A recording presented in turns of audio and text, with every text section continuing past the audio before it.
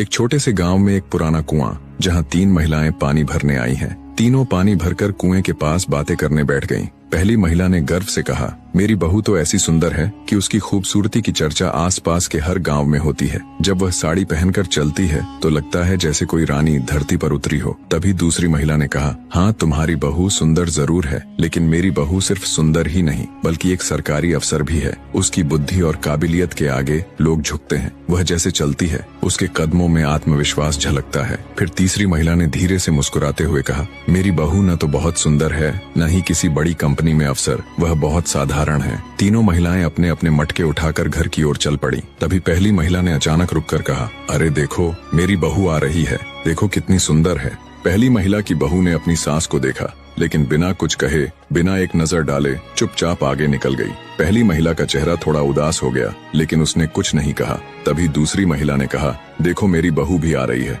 देखो कितने ठाठ से चल रही है, अफसर है ना, उसकी चाल में ही इतना आत्मविश्वास है। दूसरी महिला की बहू ने भी अपनी सास को देखा, लेकिन उसने भी कुछ नहीं कहा, बस एक ठंडी सी मुस्कान दिखाकर आगे बढ़ गई।